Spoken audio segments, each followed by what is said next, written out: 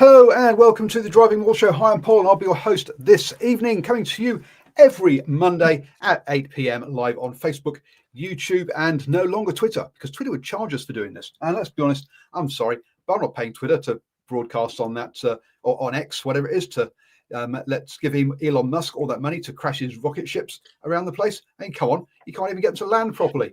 I don't know. So we're not going to be, we're not on Twitter anymore or X, but we are out as a podcast as well. So check us out on iHeartRadio, Spotify, or all of those wonderful places. Joining me this evening, live from Invercargill, is Cornflake. How you doing, sir? I'm doing grand for a Monday evening. You know what? I just think Elon will be so gutted that he won't get all that broadcast revenue that would be bringing to X. Be making millions of dollars on the back of these shows each week. I'm surprised he's not personally coming to try and twist your arm around to, get some free broadcasting on X. But, his loss, it really is. Oh, well, him and he's having to cope with Trump at the moment, isn't he? That's his new job, working for Trump, doing whatever it is he does. I've got no idea what he does, what he's doing over there. Unless I'm not really following what Trump's been up to either. But he is now in charge, apparently, I think. Anyway, whatever. Because we had a public holiday up here. I know you had to work down there in Invercargill, but up here it was Auckland anniversary day today. So we had the day off.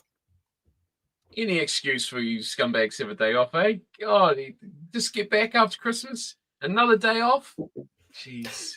All worry about Elon. Just drop the value of the American dollar for me a little bit over the next 2 months would be good. Like I really don't want to play a $1.80 per dollar next in a few months' time when I go over there. So bring that just down to back to the $1.50, $1.60 mark, and all will be good. Thanks. That's my slight request for this week. Wow, nothing big, but apart from just a bit of FX market manipulation, just for your holiday. Yes, please. Yes, fantastic. Oh dear, then. So you got any kind of news you want to we'll talk about? I mean, Wallace Atiti out for the Super Rugby season for the Chiefs. But I thought we kind of expected that already, really, didn't we? With with the knee surgery from memory. So I think that's really news per se. But say anything else that's up for you? I was looking at news just before to see if I could be really prepared and excited, to bring some breaking news to the show and some cutting edge reporting, but there's not much. I see Bill Sweeney has never thought about stepping down as CEO of the RFU, which what a shock that is.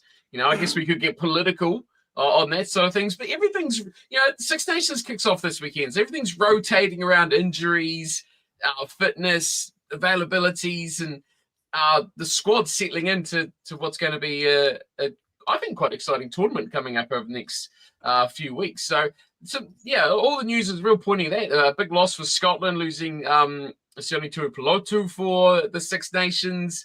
Their captain and Nichols, yes, their captain and leader of their team, no doubt. Jamie George has suffered an injury that may see him miss some time. So there's a fair bit happening. Eddie Jones is going to be a pundit for the England games. I mean, isn't that a kick in the nuts for anyone who wants to watch rugby? I found that quite interesting. And I did see a piece actually that I found quite funny to read. Is Warren Gatlin saying he'll welcome back, remember this name, Lewis Rees-Zammit, if he wants to come back and play rugby. So getting a bit desperate.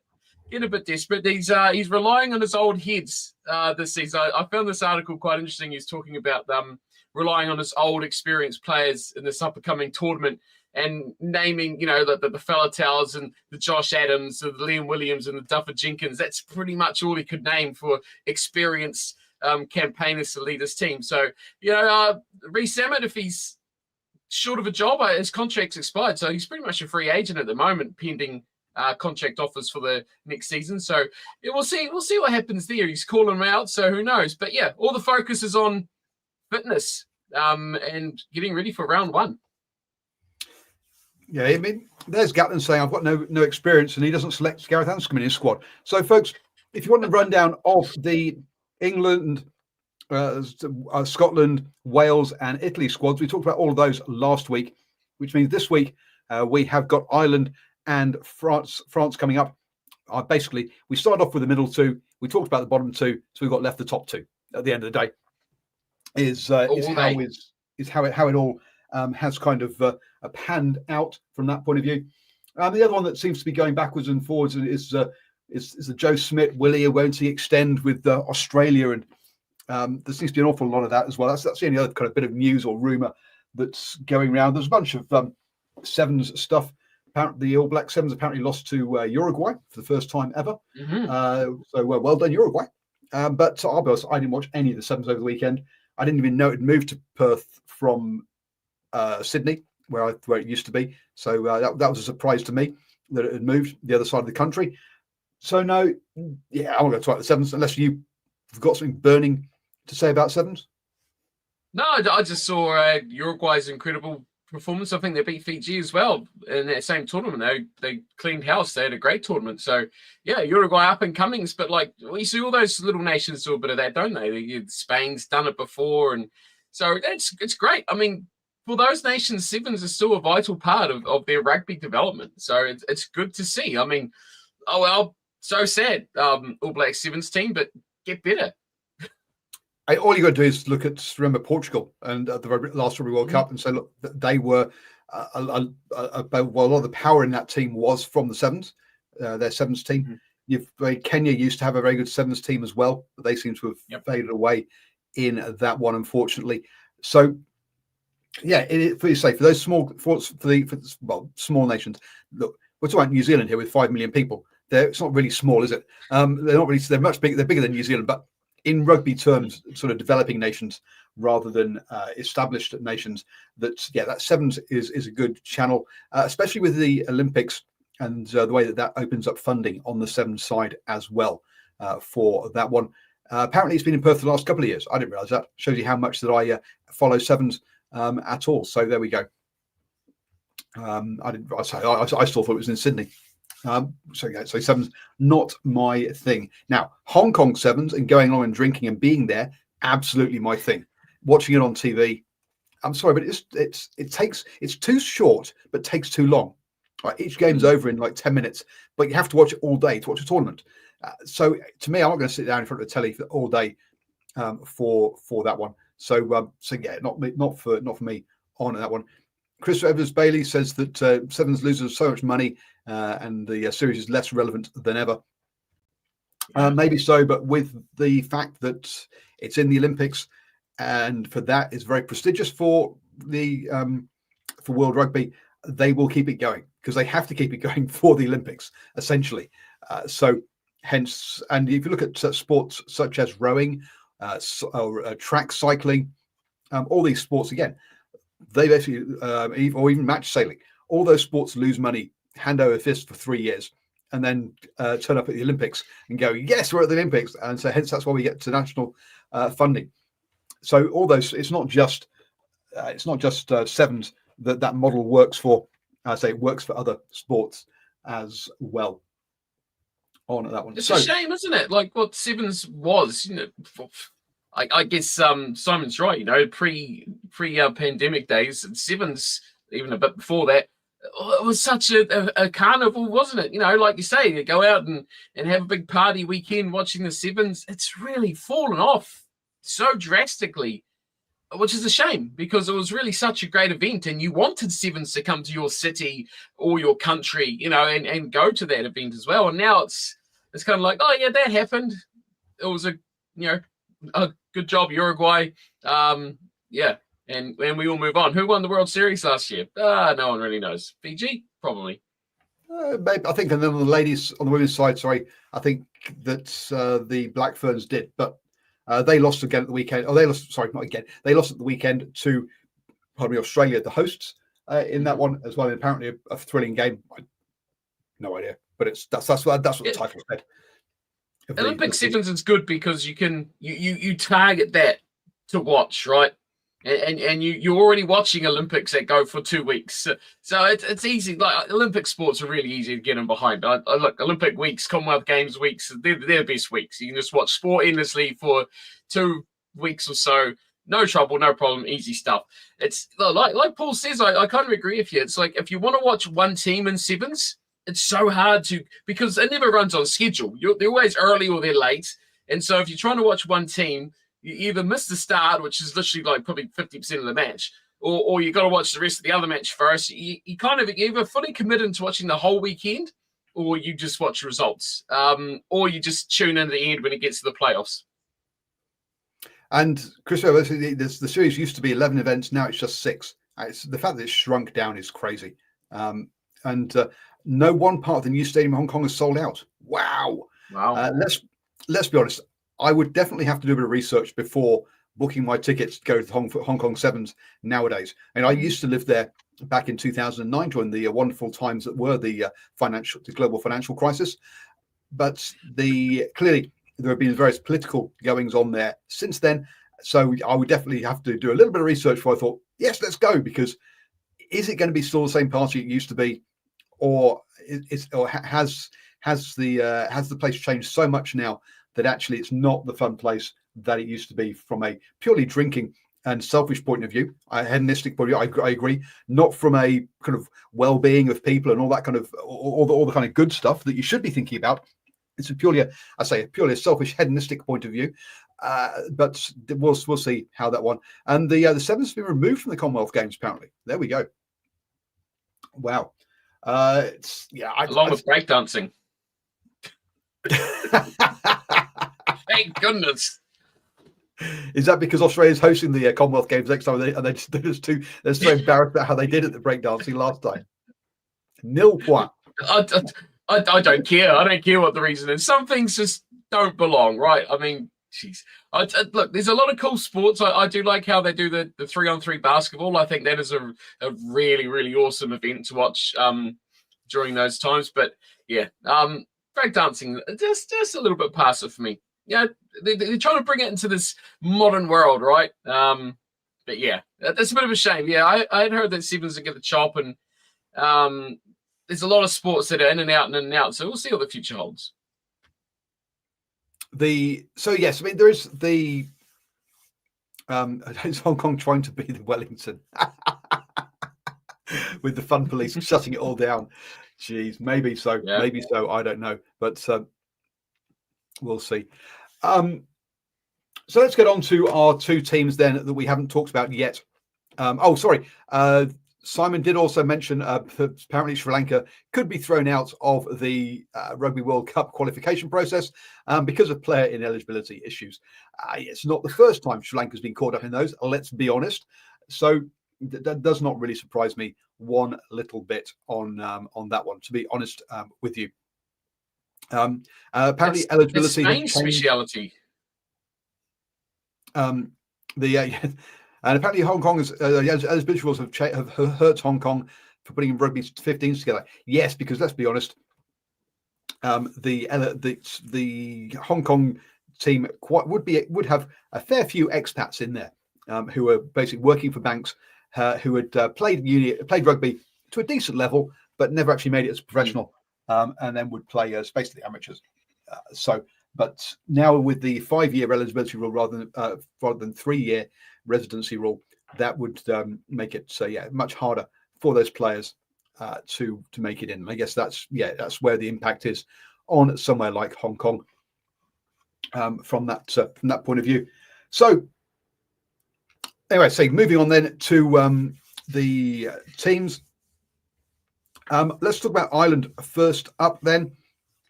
And boy, oh boy, here's a team that is dominated by Leinster.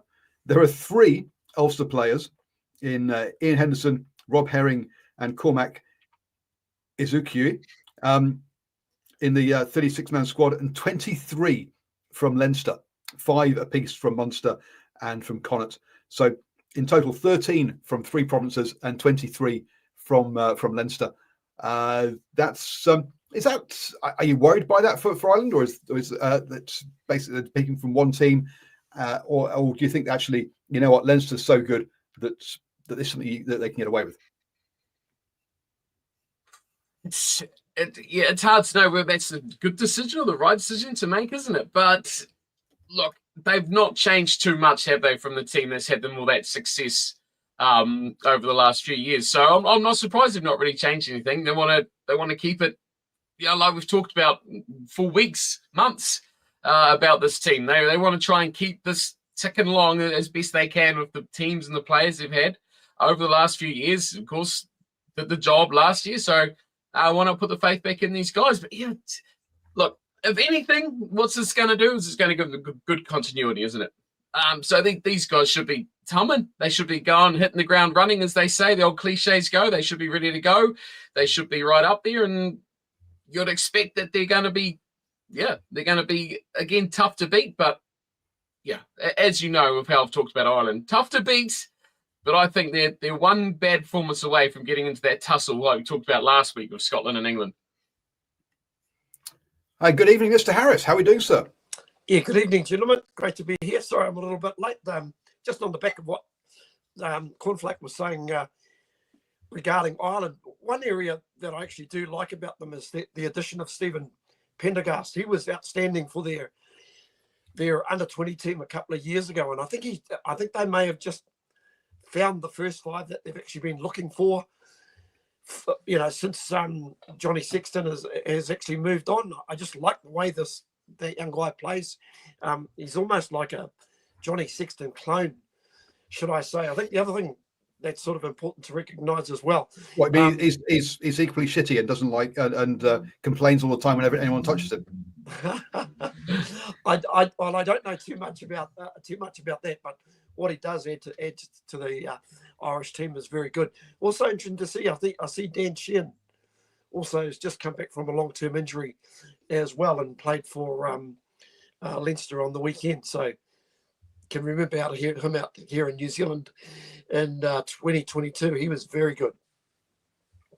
Yeah, to me that is the big question mark. Is that 10 jersey, right? Everything else is very settled, as you say.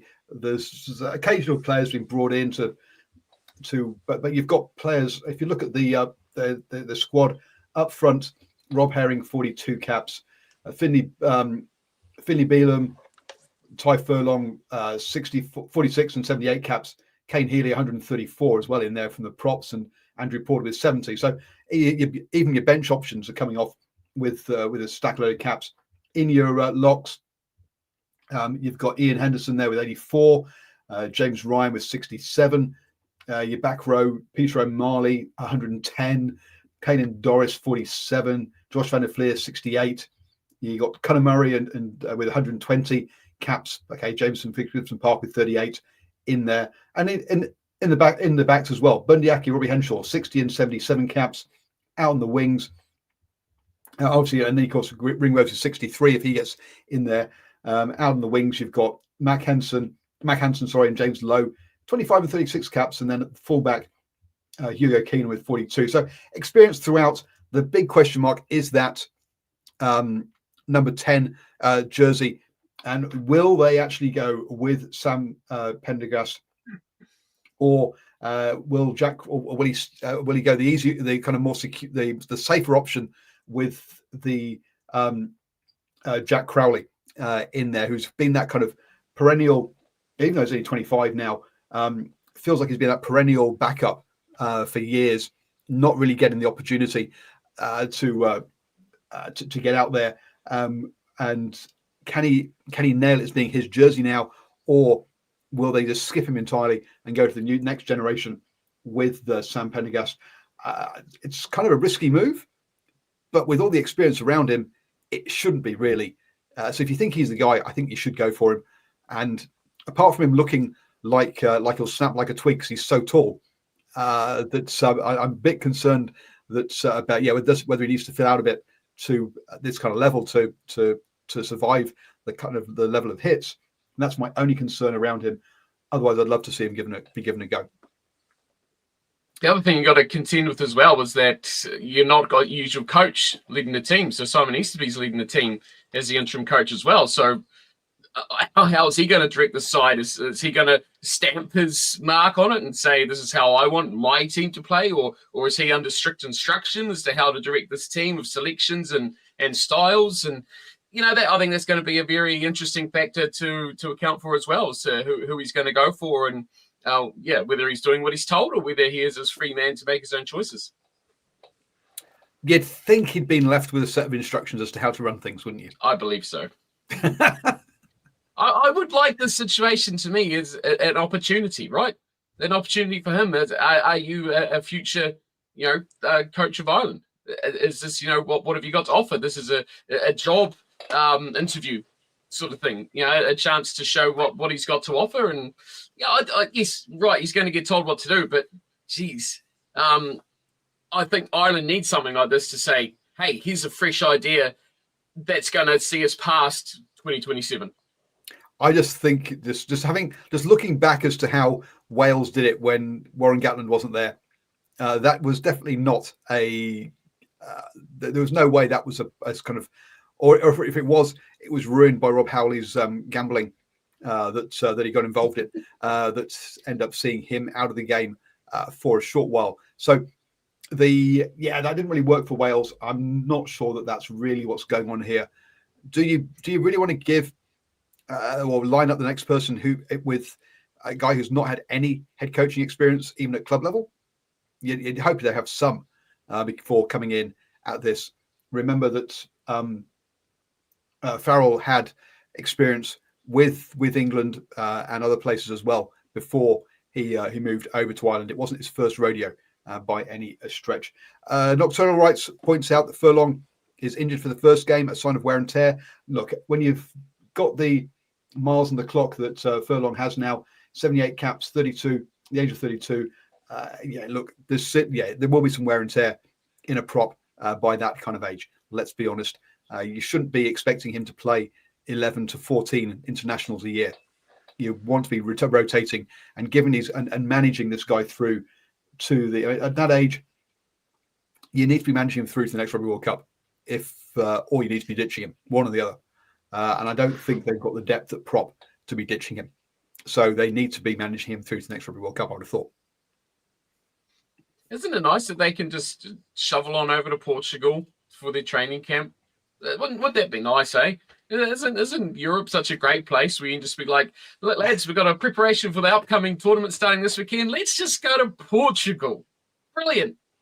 Oh, we live in such a sheltered area of the world, don't we? What do we get? Let's go to, we got the Pacific Islands, I guess. Why don't the All Blacks go do some match preparation in the Pacific Islands?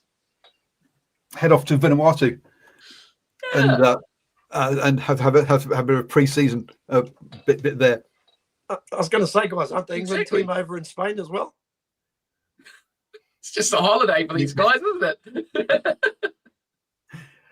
So let's just have a quick look at their schedule then. They open the tournament this coming weekend with a home game against England before travelling up to Murrayfield to play Scotland. Then they're down in Cardiff to face Wales before what I think lots of people would be considering the kind of the key match of the tournament against France, at home against France in round 4, before they finish up away to Italy in the final round. A bit of a strange final round of games with Italy versus Ireland, Wales versus England, and France versus Scotland. Yes, it's one of the ones where, in some ways, perhaps the most predictable round of it from this far out. So a strange one that actually round 4 looks like it could be the key round of the tournament this year. So some schedule needs to be taken out and shot because of that, and not leaving it down to the last weekend, Super Saturday, like they're supposed to. But are you happy with that kind of schedule, getting sort of England and Scotland first before round 4 for France? Do you think that's a good way for them to warm up? I think it's a good way for Ireland to build into the tournament. Listen, their two hardest games, no question, are going to be England and France, and they've got the advantage of both those two teams at home. If they can't get up for those games, they're not going to win this competition. I think they probably go into this competition as second favourites, in my opinion. And I think that's just based on France just having so much depth, and if anything to go by from what we've seen in the Champions Trophy and European Cup trophies, the way the French club teams especially have been going, and sometimes that doesn't always equate to the way your provincial, your international team goes. Begging your pardon. No, I think it's a good solid start for them if they can. That's probably the 3 hardest games they start with. If you think about, no disrespect to both Italy and Wales, could be a long tournament for the Welshmen, given that they're probably team they're targeting Italy. They have to play Italy away. To me, it's the perfect draw for them. Well, talking of France, let's move on to that squad then. And wow, he seems to have picked the entire first division over in France for his squad. 42 players is a bloated squad. Why do you need 6 locks in your squad? Why do you need 6 centres in your squad?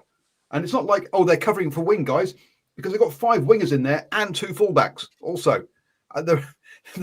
It's a massive squad in this one, to me. Is that a sign that Fabien Galtier just doesn't know who his best players are? Cornflake? This is France. What do you expect? This is French rugby. No, they'll do what the hell they want, and they don't care what you think. Will these guys, most of them, even see a paddock more than a training field? No. They know who their best team is. They know who their best players are. They know who's going to play their games. They know who's key, and they know who they want to develop. And look, France don't do things by the book. The best teams never do. They always do their own way. They do it their way, and they don't give a stuff what anyone else thinks about it. So look, no, it's a very good French side. I'm sure you'll talk about the players and the guys in it, but this side, like, they know exactly who the best players up are, and they'll be the ones to lead from the front. But I do like the fact that they actually do build these teams up. That they bring these players through. Like, look at the guys in here that are the sub 5 caps. There's a lot, and it's this thing where they can bring through players and get used to the environment, like they do with these, All Black training guys do. They bring them on to experience the international game, and this is French way of doing it. So there's 6 players with no caps, 7 players with 3 or less. I mean, there is a lot of inexperience in here, peppered with obviously experienced players as well. Some players that some commentators would suggest maybe would never see a French squad again, having walked out and said, "I'm not being part of the squad if I don't start." But he's back. Mathieu Jalabert is back in the squad. Alongside Romain Ntamak, who is back from injury as well, who's been out for a long time for France. Does this mean Jalabert is the starting 10? Is he kind of like on, if you're guaranteed the number 10 jersey, sir, will you please come back? What does that say about the squad when you bring back players like that, Mr. Harris? I'll tell you what, I think Galtier has taken a bit of a leaf out of the Rusty Erasmus playbook, and is just trying to build some depth at the minute from what I can see, and it's good depth as well. Because if you think back to their autumn tour where they toured Argentina, they took a pretty under strength squad, tried a few things. Minnesota was probably some issues off the field. It's fair to say in that particular tour. They've been found not guilty, and they're back in the squad. Yeah. Well, exactly. If you found not guilty, you're back in the squad. Listen, I think it's just a recognition that they've got some really good players that have probably come out of their last few under-20 squads that have sort of won world championships, and just mixed it up with a little bit of experience. It's definitely an exciting squad where you spoke about the first 5 Jalabert before, but Thomas Ramas can also play first 5 but I don't think any of them will be the first 5. I think probably Ntamak will probably slot back into that first 5 position. And let's be honest, that's their best halves combination, their world-class combination. I haven't got an issue with it.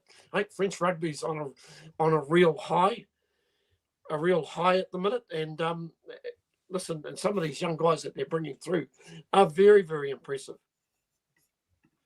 But clearly the top 14 isn't actually a very good league, because he's had to go down to Pro Div 2 to pick up a player, and he's brought in Noah Nene from Dax from Pro Div 2. So apparently, yeah, it's the second division is apparently good enough in France now for you to make the team. Now, I think that's kind of cool in the fact that that he is willing to look at players and go, you know what, it's about the player. It's not about the team he's in or the squad he's in. But from the flip side of that is he's is this guy so? I mean, their centres are definitely an area of a big question mark as to who the hell's going to play, because they've got one guy there, Mafana, with 31 caps, and all the other centres in the squad have got 6 or less. So it's it is a bit of a we'll see how who will step up into that one, but clearly some question marks there as to who is going to come through in that one. I think obviously a couple of injuries in that space, or looking at moving on there with that one. But otherwise, a solid squad, a bit bloated, but as you say, it's Cornflake. It's more about bringing players.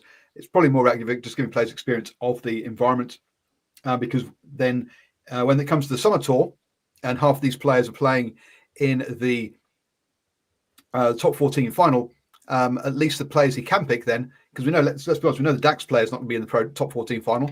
He's going to be available to go on summer tour. So that does mean there'll be a whole bunch of names in this squad that we'll be seeing in New Zealand in the middle of the year to come and play the All Blacks with sort of 1 or 0 caps to their name, because obviously it's a weakened team they're bringing to us here. So Cornflake, a good time to so should we be sneaking All Black spies into their training camps?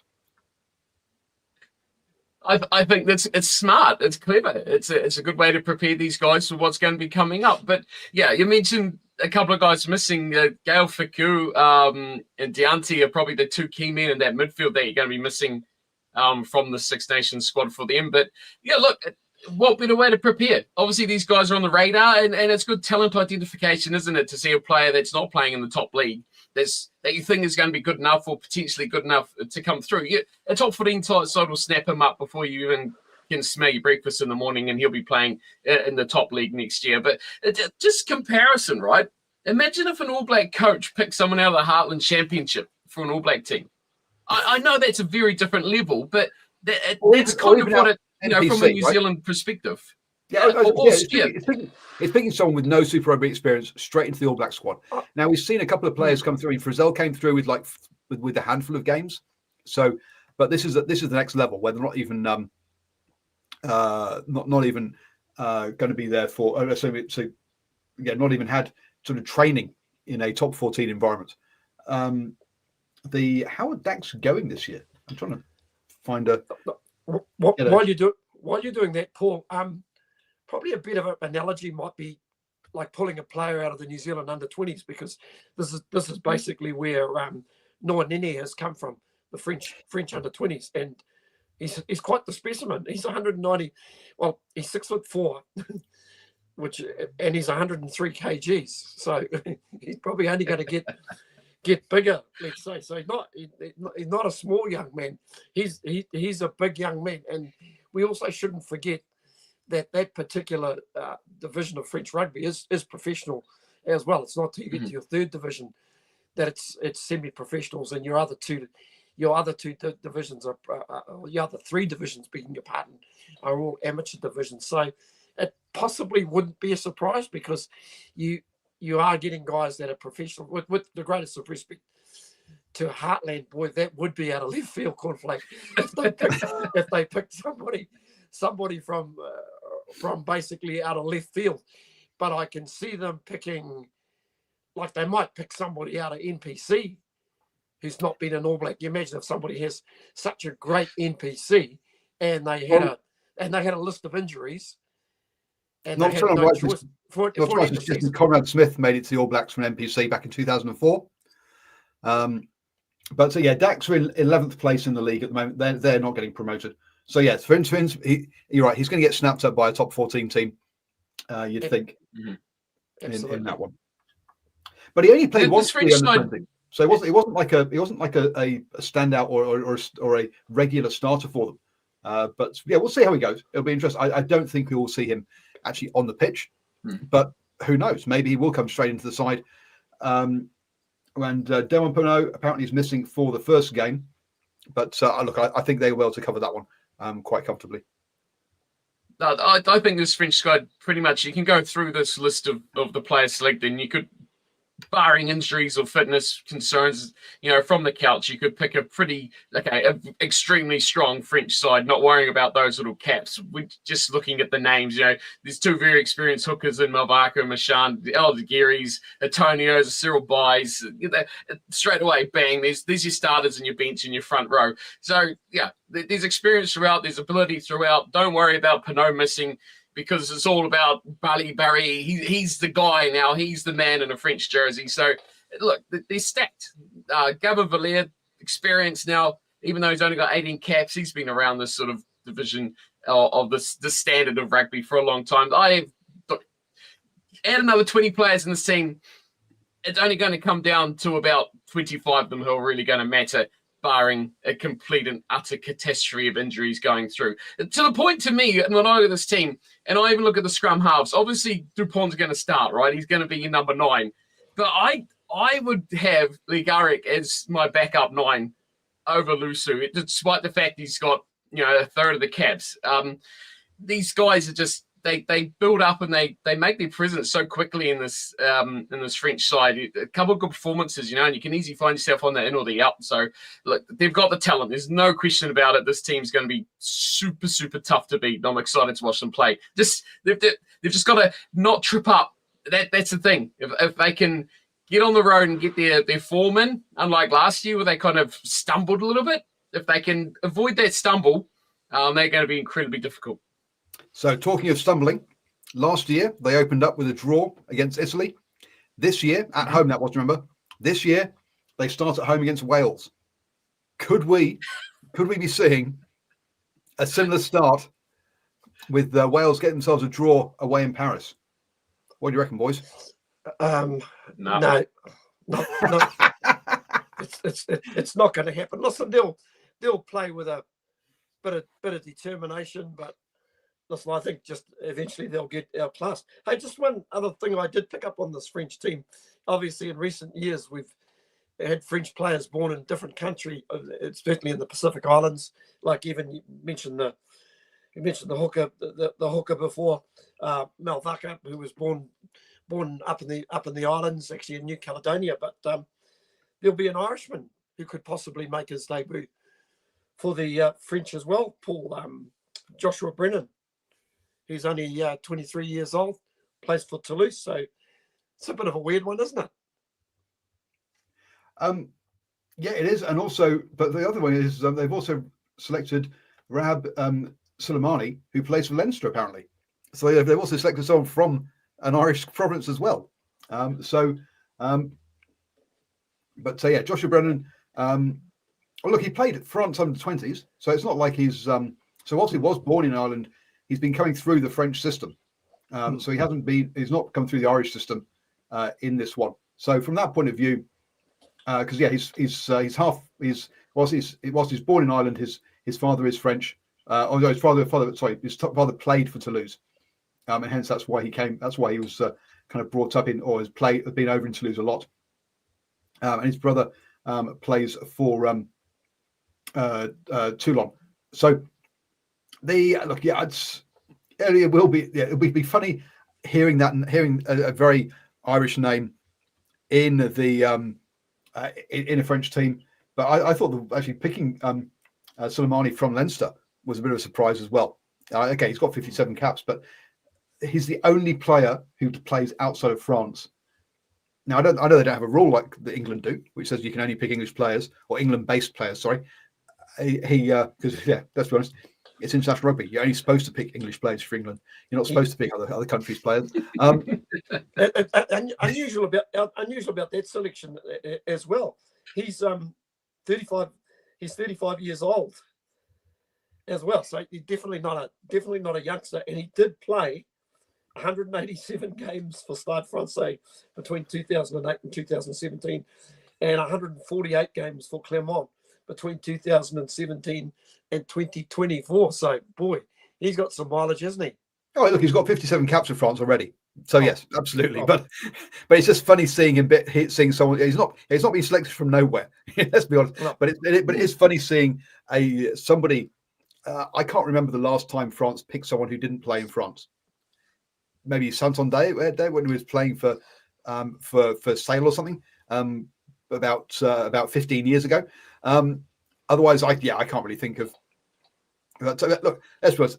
Part of that is because the French competition is the richest competition in the world on that one. So yes. Running through their schedule, they start at home against Wales before they travel to Twickenham to play England. And Where? Twickenham. Yeah, that place doesn't exist. Then they head over to Rome to play Italy before they have that key game over in Dublin against Ireland, and then finish up at home to Scotland. Now, hey, look, travelling to Twickenham historically hasn't been a strong point for them, but apart from that, yeah, it's looking like it should be week 4. But as you say, they do have a tendency of tripping up. So,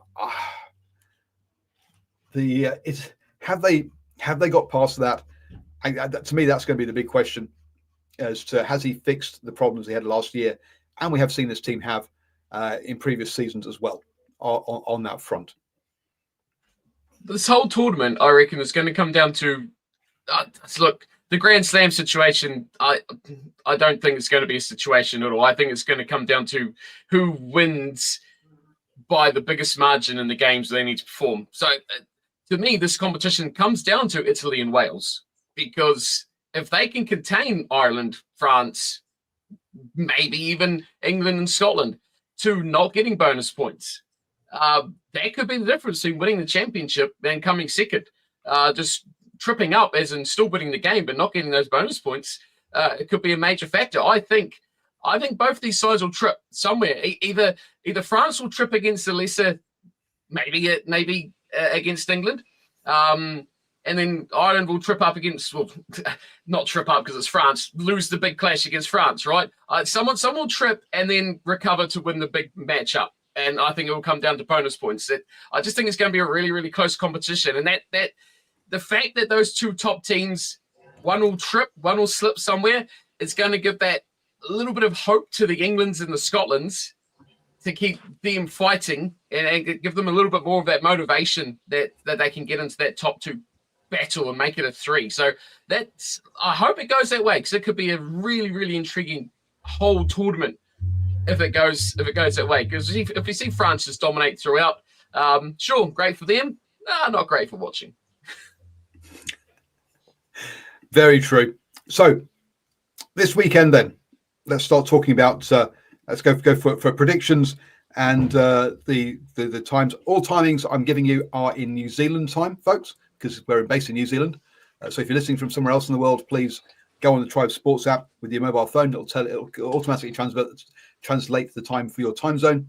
But we open up at 9:15 on Saturday morning. France versus Wales. Cornflake is going bugger. I'm at work. But Stephen Harris and I are both going, fantastic. We can be awake for this one. We don't have to get up in the middle of the night. But I've got a funny feeling, I've already asked you actually, boys, France then, but by how many? I'm going to go Wales 13 plus. Oh, come on. Where's the adventure inside you? You're not going Wales 13 plus. Go on, be serious. Go on, what's your... France in a big way. What concerns me about Wales is where they get their points from. So look, France run out, get in the 20s. Wales chip away and get a few penalties. To me, this reads like a 38-15 scoreline, and that's good for Wales. So you're talking a 23-point win for France. Mm-hmm. Yeah, I'm probably comfortable with with that as well. TAB are saying Wales are at $16. That's probably about right. France at $1.01, so you're not going to make any money on them, unless you want to throw a gazillion on them. I think France will be too strong. They'll probably know they're a better team than that, but it's probably one of those games they might have a BDI on week 2, and I'm thinking maybe about a 15 point differential. 15 plus. It comes down to how much they want to pump them to by as well. Do they want to just get out by over 14 points and then just like contain and then just say, okay, Wales, what do you got? We're just going to sit here and dance for you all day and play defense. We'll just kick into your half and we'll just defend. We're leading by over 2 scores. What are you going to do about it? Or they go out there saying, hey, we're going to rock up and score 60 and throw the kitchen sink. I doubt that being round 1. To me, it's more of a get in front, get a lead, wind down the clock and play it out. So the TAB's got France by 26.5 points. So TAB, ring me up. I'm going 15. France by 15 because France just don't get some just start slowly in these tournaments, and so I don't think they're going to pump Wales by as many as people think in this one. Do I think Wales will score many points? No, not really. But I also don't think France will be clicking at this point. So I think you guys have gone a bit overs there with that one. So I'm going I'm going France by 15. Next up, then we've got Scotland versus Italy at 3:15 in the morning. I've got a funny feeling this will be one I'll be watching on replay rather than live, to be honest with you. Scotland are currently $1.04. Italy $9.75. Wow. What's the what do you call it? The margin of difference, the go ahead points on that. Just out of curiosity. So the points on trying to find this one now. While you're looking for that, Paul, Scotland will have a lot to play for. Obviously beaten by the Italians by a couple of points last year in a high-scoring game. Listen, I think this is Scotland's opportunity to just get off to a good fast start, make a bit of a statement about where they are. Listen, the Italians have improved, but I think 12 and over for the Scots, for me, would be the go at home. So, it's Scotland by 19.5 points is what they're giving them. What? So Italy plus 19.5. I would take that in a heartbeat. Absolutely. I don't think that margin will be there. I think we're looking close to, if not single digits on this one. To me, you're looking 8 to 12 sort of points around that 10 somewhere. Thing is with Scotland, I think they'll win. I think Italy will give them a bit of a hurry up, but I think it's not going to be a 19-15 scoreline. This is going to be more like a 33-29 scoreline. It's going to be large. It's going to be a lot of points. It's going to be tries, and it should be hopefully a fun and exciting one to watch because these teams both like to play. And they want to make a statement. Like Stephen said, for Scotland, they need to go out there and they need to show. And they've lost their captain, no Tuipulotu in this game. So look, they've got to show and show that they are going to be a team if they want to push those top 2 spots. Whereas for Italy, this is a massive chance for them to go out and put their own statement out here and push these Scots and show everyone that they're not going to be the pushover, and you're going to have to play, like we said last week, your best team against Italy because they will topple you if you take them lightly. So I would put I've got Scotland by 10 in this one. So I put my $2, like you've said, down on this one. The on Italy at plus 19.5. So we'll see how that one goes. Crazy. Nocturnal Rights goes, what's the forecast? Frozen or deep frozen sleet? Doesn't matter. It'll be so hot action it'll melt. Actually, because the weather in Europe's been absolutely awful, hasn't it? So having a quick look at what the Edinburgh weather is looking like. So for next Saturday, currently it's looking at a high of 8 with rain. Saturday rain showers. So it could be, well, because it's being showers. It could be, it may rain, it may not. So ouch. Yes, that's not going to be it. So maybe not the high scoring affair you think it might be, with frozen hands and water and raining. But we'll you know what they mean? Knock-ons, penalties, shots at goal, kickers, both ace kickers. So finally, then, yes, I think we're all going for Scotland in that one, but not by the margins they were suggesting. Then at 5:45 on Sunday morning, we have Ireland versus England. So that's Ireland at home, folks. Here with wow, the Ireland margin is only 7.5 points in this one, which compared to the other ones, what we had. Was it France at 23? Ireland there were at 19. Scotland there were at 19 against Italy. Ireland only at only at 7.5 points. So they're actually this to be the closest one of the weekend, which I guess off the back of Wales' performances you could. But I think Scotland and Italy would be equally close to this. I'm surprised the bookies are being so short on Ireland here. I'd be more positive with them on that than that. Oh, weather's going to be similar to Edinburgh. Just checking out the weather forecast. So you might be right. Another low scoring game with a little bit of wind around as well. Listen, it might be one of those games where it comes down to the halves. Whoever controls the game better. We know Marcus Smith would probably prefer if it's more of a running game, but I've been very impressed with Alex Mitchell, the way he runs the cutter at 9. So I'm impressed with both the halves. But listen, it's a home game for Ireland, and whilst England could beat Ireland, I think I just have to go for the home side, just simply because it's a home game. Cornflake, I know you're loving the idea of Ben Earl at 12, but that's not going to happen. Let's be honest. What are your? Is that margin? What do you think about that margin then? Really, because I think that's low. Look, Ben Earl and Ollie Lawrence at 12 and 13. I mean, make it happen. That's what we need to see. This barnstorming runs. Look, you reckon it's low? See, the way I look at this, I was just thinking about it. What would surprise you more? Italy beating Scotland or England beating Ireland? England beating Ireland. Would it really? I think so. No. I'd be more surprised by Italy beating Scotland.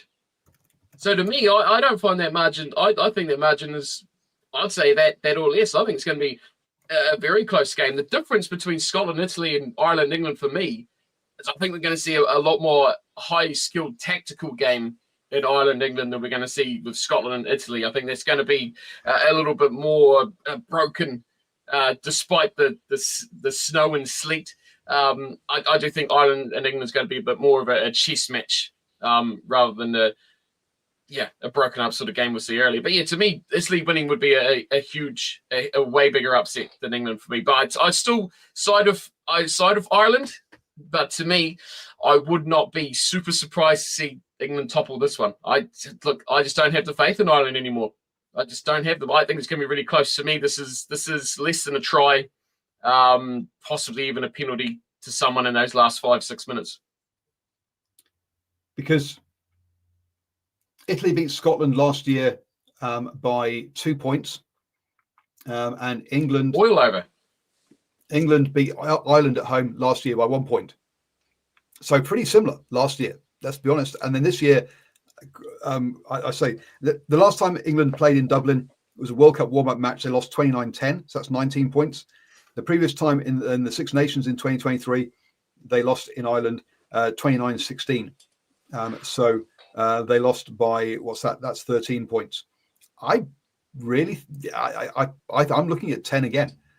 So to me, I think a very similar margin to the one between of Scotland over Italy, which I went Scotland by 10. So I'm going to go Ireland by 10 as well, because I think historically, I say they're both went the other way in the other locations away from home by similar points. So I'm going similar again. I think that's slightly being harsh on Ireland, whereas I think the other one was being perhaps a bit too positive on Scotland. If I'm going to be fair, going to say so on that one.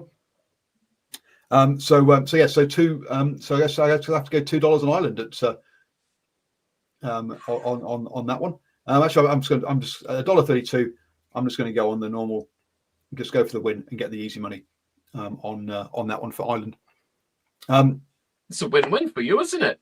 If Ireland win, you win money. If Ireland lose, like woohoo, England. Yep. So it's going to see. Drive says England to keep Chesham as reserve lock to keep up the power game. Keep a real. I think it is going to be up front is going to be brutal in this game. Let's be honest. So yes, this is going to be a bashing one for you, definitely to watch, folks. What you want to put $1 on is the tries. Less than whatever they say. Less than 2.5, less than 3.5. I don't think it'll be too many tries in this one. It'll be kick. Yeah, I cannot find. He's off to the TAB. I had a quick look at the field. I can't find anything on that one about tries. Whatever it'll be low. I can't imagine. I just can't see these two sides. Ireland to me don't have those X factor backs anymore. They're very safe, defensive, just play it out backs, right? They're not Cheslin Colby's skidding around our side anymore. So to me, England, dare I say it, England pose more threat in the width to score tries, but don't use it.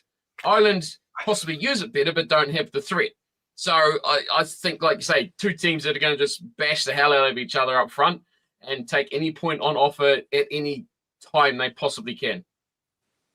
And I will see about that because obviously England with injuries out wide, I don't think they're quite as threatening as they were in November, unfortunately. But yeah, we'll there is no total points scored or anything like that available for us to select, which is annoying. But they're probably waiting for the actual lineups to be announced before they put those odds out there. Because where is Marcus Smith going to play? Surely at 10. Surely don't mess up a good thing. Is my answer on that one. So there we go, folks. That's our rounding out the Six Nations teams. So what's the chance of a watch along for that Ireland-England game, Cornflake? It depends on my awake status. I'll tell you after work on Saturday. Okay, so keep your eyes open, folks. There might be a watch along for Ireland versus England on Cornflake's Twitch channel. Is where we do where he does the watch alongs. He goes out on Twitch because if we do it on any other platform, they ban us. So that's why, and they block us. So let's see. So if there is a watch along, it'll be on Twitch, folks, on Cornflake's channel over there. Now, Stephen Harris, you were saying, look, there's no news. I don't need to come on. And I said, but no. I said, no. We've been waiting a whole week here for you because we have got a rant. We believe there is a big rant coming along about the South African franchises and their performances in Europe. What is it that you wanted to get off your chest? Oh, just primarily about their performances. There was a lot of talk when they were part of Super Rugby that the travel factor affected these sides, and I realise there's a lot of their better players not playing within the South African franchises at the moment. But it's a real surprise to me that they're actually struggling, because I always thought the South African game itself was more similar to how the games played in the northern hemisphere. But listen, probably apart from the Stormers, you've got to say those sides are probably struggling even more so than when they were in Super Rugby at this point in time. So looking at the knockouts, then the teams that have made it into the knockouts of the European Champions Cup: Bordeaux versus Ulster, La Rochelle versus Munster, Toulon versus Saracens, Toulouse versus Sale Sharks, Leinster versus Harlequins, Glasgow Warriors versus Leicester Tigers, Northampton Saints versus Clermont, Castres versus Benetton. Were South Africa playing in this tournament? Apparently. They didn't make it, did they? No, apparently so. What it basically, I think what probably says to me that their top players, we often hear about how great their depth is, but boy, some of their better players, I mean, to say somebody in form, RG Snowman, who's playing some crazy rugby for Leinster at the moment and doing some pretty amazing things on the paddock in and around his offloads and his line out takes. Yes, you have got a few of their players of their current Springboks that are sort of playing in the Sharks, across the Sharks, the Stormers and the Bulls at the moment, but it's got to be a concern, their form, that they're not taking good form into the international season. Still a ways to start, of course, but it must be concerning. So across the three teams that were in there, there's the Sharks, Stormers, and the Bulls. Each team only got 1 win out of 4, so 1 win and 3 losses. So 3 wins out of 12 games. There for that one. The Sharks and the Bulls made it into the Challenge Cup. The Stormers did not. They finished bottom of their group. Look, travel is still an issue. Let's be honest. It's still a long way to get from South Africa to Europe, and quite often apparently they fly via Dubai or Doha, which isn't very clever. Let's be honest. But at least what they don't have is now the time zone issue, right? So they don't have the jet lag that they used to have on the previous ones, and that's got to be a big thing. Now, from a viewership point of view, it's much better being in the right time zone. So I think they're in the right league from that point of view. But to me, yeah, it's us trying to watch games at 2:00 in the morning on a regular basis over a 16-week season. Not a good look. Doesn't work. Bring in Japan. Japan's within a good enough time zone for Super Rugby, but not. But that one, yeah.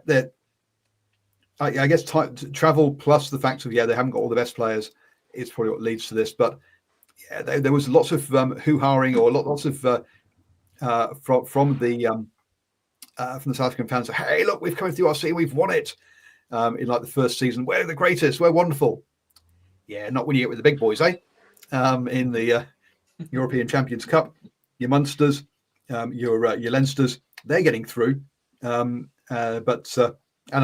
So all 3 of the Irish provinces got through, and none of the South African ones did. So when it gets to the real competition, it kind of changes, doesn't it? Let's be honest. Yeah, I suppose if you look at those top teams like Toulouse and La Rochelle and Leinster, they've probably got endless budgets as well, and they're pretty stacked sides. When you can sort of go out and when Leinster, who are already a strong side, can go out and get an RJ Snowman or a Geordie Barrett, players of that ability, it just shows you they probably have got a little bit more money in the kitty, and you kind of see the home crowds that they get, whatever they're doing right, and that's not taking anything away from them. But yeah, it'll be interesting to see if there's any sort of side effects for the way these results are happening. Usually South Africans, especially on X, they tend to boast quite a bit how their national side is going at the moment. There's one guy that even writes up how many days they've been world champions, which gives me a bit of a chuckle. But boy, I know it's really important that you look after that level under your international team. So it must be a concern for South African rugby. Yeah, look, I mean, Simon makes a good point that the Champions Cup is losing its luster. Look, it has. It's definitely not in its days of the Heineken Cup where we actually could understand how teams got through. Whereas nowadays it's just so complicated. The format's just a nightmare. If you're not an avid fan, you can't follow it. You only play 4 games, but there are 6 teams in a league, so you don't play all the other teams. It's just nuts. It's a completely crazy system. But hey, it is what it is.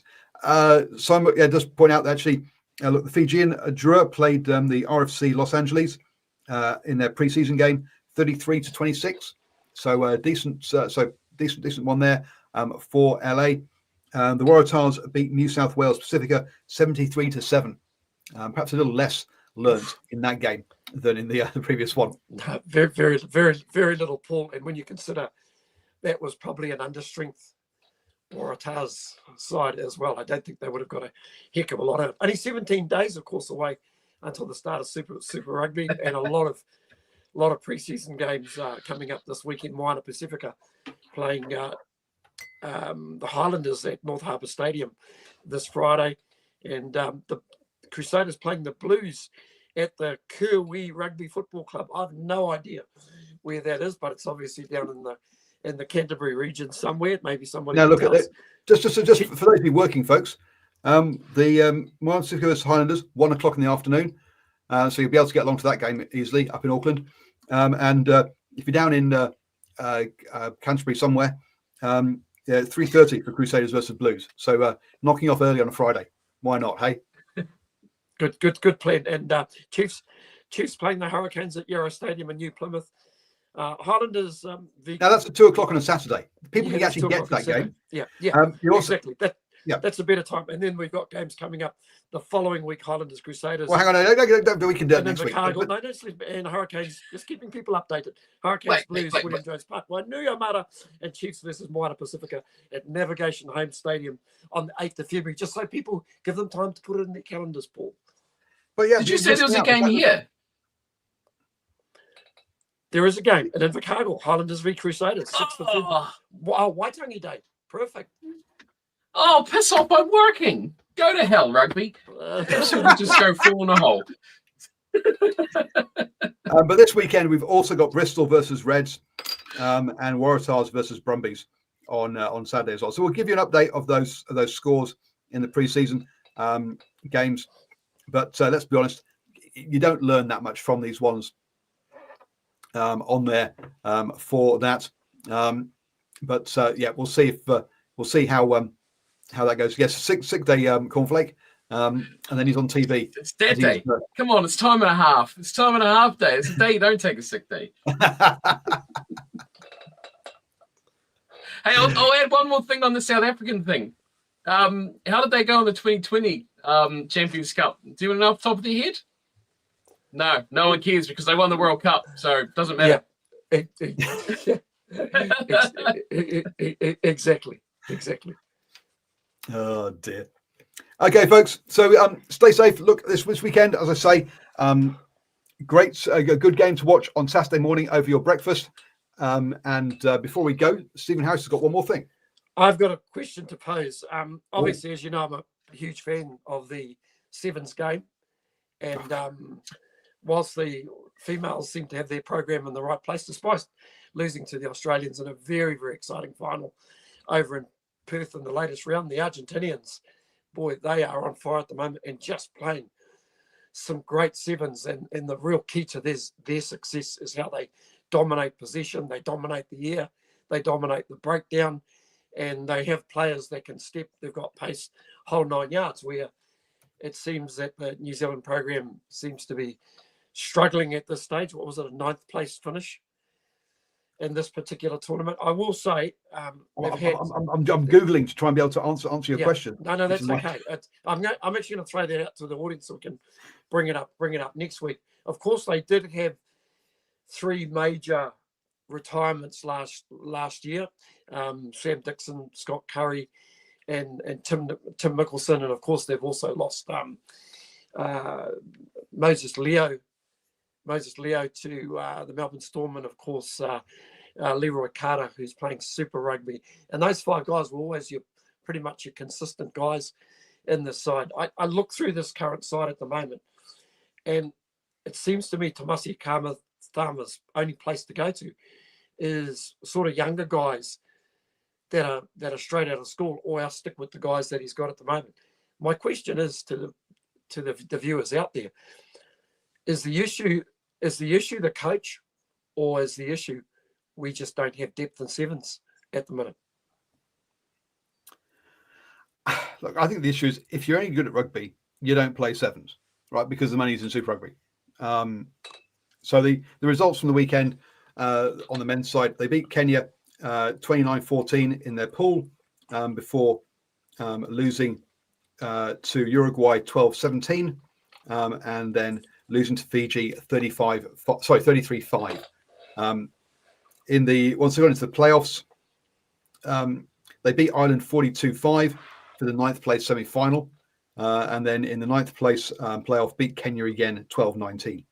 to win 9th place. But the Uruguay made their national news. Fantastic.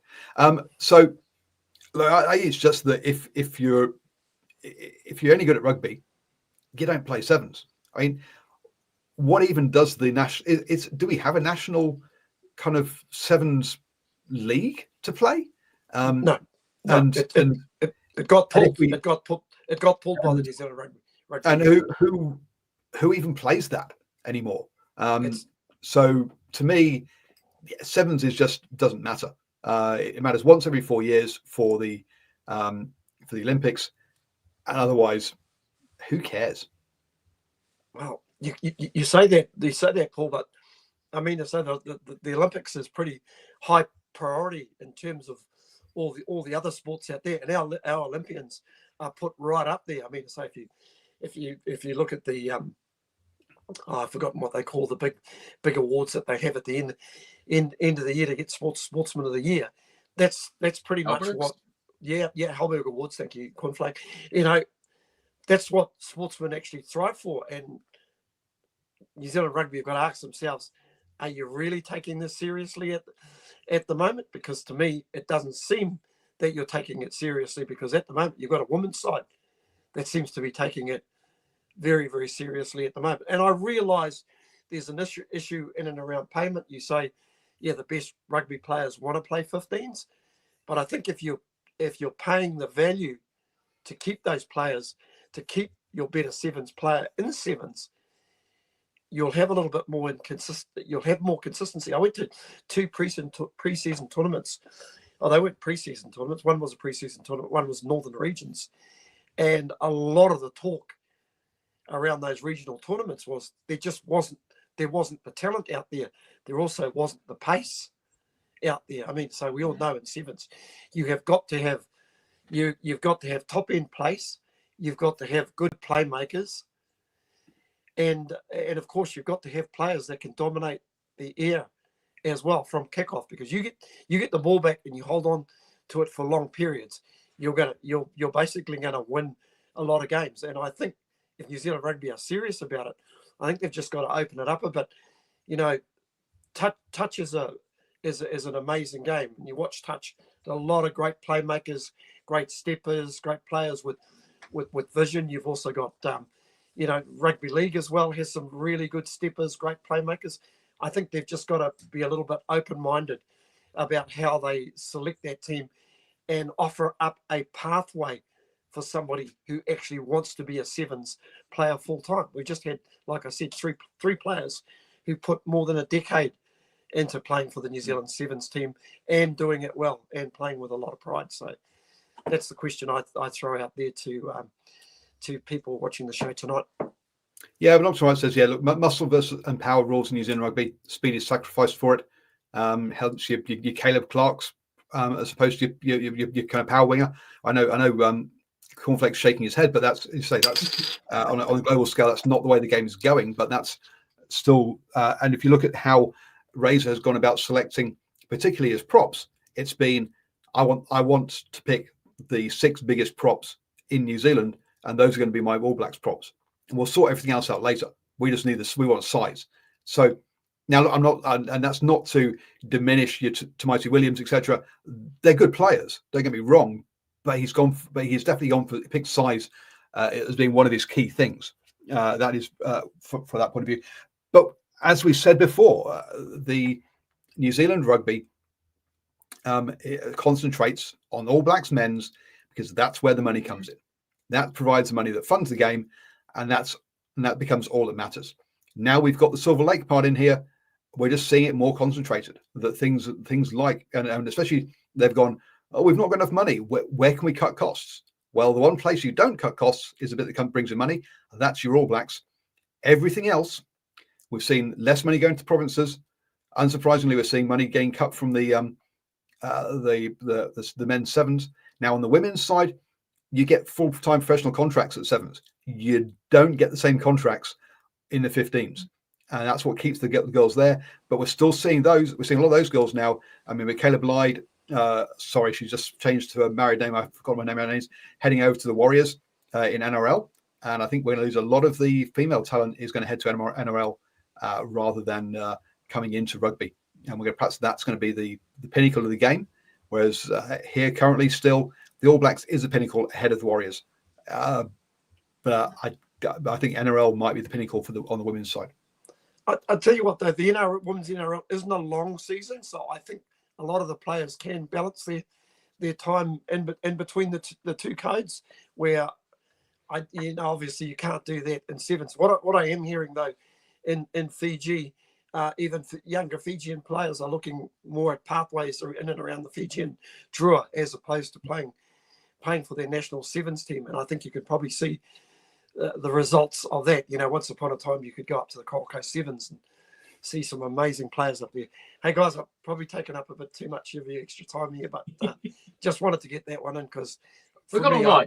I'm passionate about it. I know 5 hours. I think you mentioned Steve. Yeah, but I don't want to 5 hours. We're not even halfway.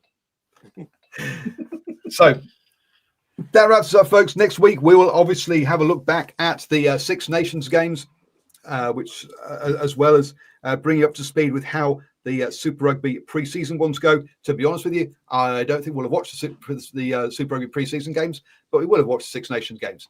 So it'll be just scores from pre-season. Let's be honest, there was nothing too surprising in the opening round of those pre-season games, with Fiji and Drua beating RFC Los Angeles and the Waratahs beating New South Wales Pacifica. But it gets up the next sort of round does see 4 games of Super Rugby versus Super Rugby teams. So that'll be interesting ones on that one. So join us next week at 8 p.m. here on the New Zealand Sport Radio to go through all of that. And folks, stay safe.